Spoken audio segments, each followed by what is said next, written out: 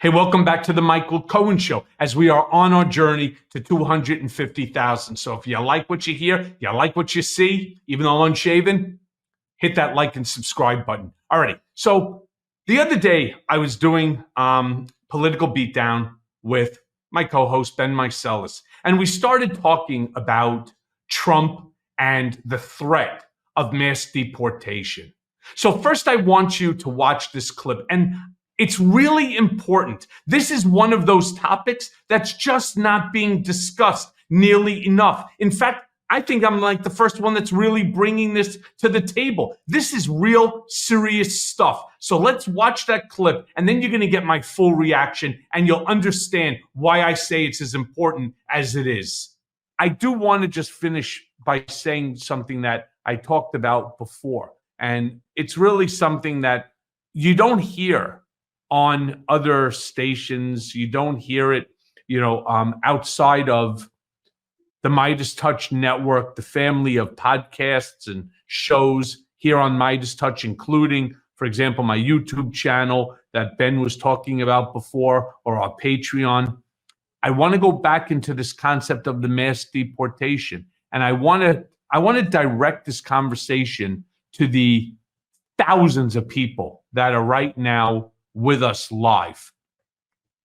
If somebody told you that they were coming for you and your family, and they're going to round you up, and they're going to put you in an internment camp, and everything that you worked for, everything in your home, right, from your dishes to your clothing, from your artwork to your whatever, to the food that's in your refrigerator. They're taking you out of your safe space, of your home, of your environment, you and your children and your spouse, and they're going to put you in an internment camp, and they're going to send you someplace, a place that either you've never been in your entire life, or you haven't been there in decades or whatnot. What would you do? Would you not fight like hell in order to protect your family, to protect your property and your belongings? And I think the answer is yes, you would. I know I would. And how do we protect ourselves these days? Well, you go ahead and you armor up, right? You go and you get yourself some firearms and a whole bunch of ammunition, and maybe you start getting yourself some Kevlar outfits. And there's 20 million of you. There's 20 million people. So now you're going to have fighting going on between 20 million civilians or so who are there to protect themselves and their family and their property against military. And you really think that there's not going to be a whole bunch of additional casualties in crossfire? Because these people aren't going to go willingly.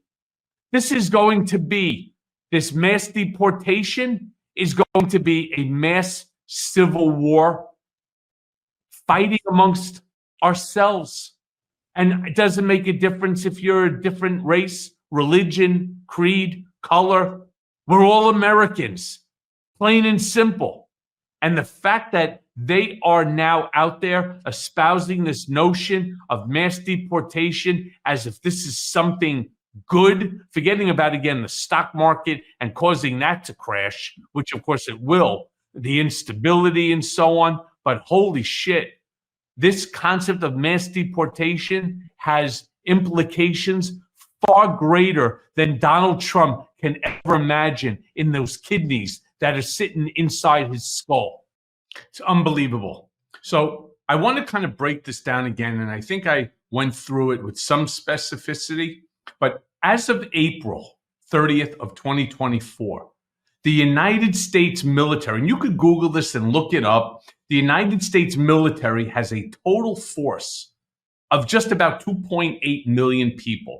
Now, mind you, that includes active duty members, reservists, National Guard members, as well as civilians. All right. It comes out to about 2.8 million people.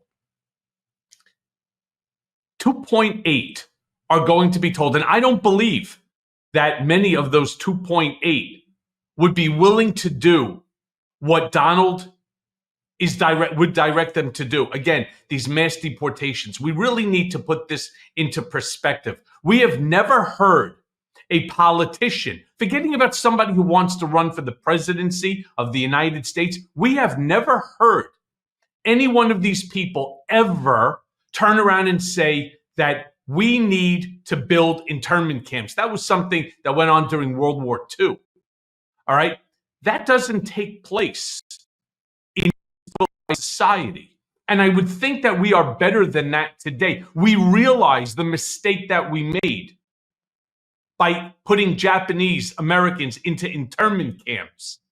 I mean, this is seriously, this is right out of Project 2025's Mein Kampf. This is no fucking joke. And if you think for a second that 20 million Americans are just going to say, oh, yeah, sure. Oh, sure. President Donald turns around and says we all need to pack our stuff, reminiscent of like what we see in the old movies that took place during World War II. And everybody show up to these gulags, to these ghettos, to these internment camps, surrender all your stuff, right? We're going to give you a jumpsuit outfit, right? Maybe the same one that Donald belongs in orange, but we're going to now give you some place to put your head down. We're going to give you a cot, right? Separate you from your spouse and your children. Everybody's going to go different directions. This is one gigantic, massive potential fuck up just in terms of the way that they want to run this thing or the way they talk about it. All of a sudden, you really think that these people are just going to turn around and show up because Donald turns around and tells them to? Bullshit. And I think that the more that I keep talking about this, the more I hope that more people start talking about it. You will see a civil war in this country unlike anything since the original Civil War. All right? That's what you're going to see. There is no chance in the world that 20 million armed Americans, and they will be armed, even if they're just armed with baseball bats.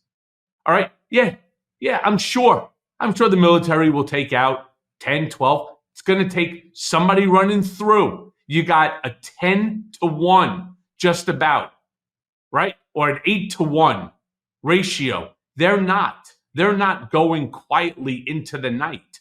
And I'm so shocked that more people have not talked about the damage that this stupid slogan, this stupid concept, this concept that was just created out of hatred and divisiveness and racism and so on, created out of the things that we have tried to do or to aspire to be better. All of a sudden, this is going to create a civil war. And here's the worst part. All right, while one group is fighting the other group, what happens to those people that are caught in the middle, the crossfire? What about all the innocent Americans that are going to end up? Because rest assured, I am as certain as I am that I'm sitting here talking to you. 20 million Americans or 20 million individuals who are currently here in America are not leaving peacefully simply because Donald Trump says so. This in and of itself goes to show you the fact that he doesn't study history. He doesn't care about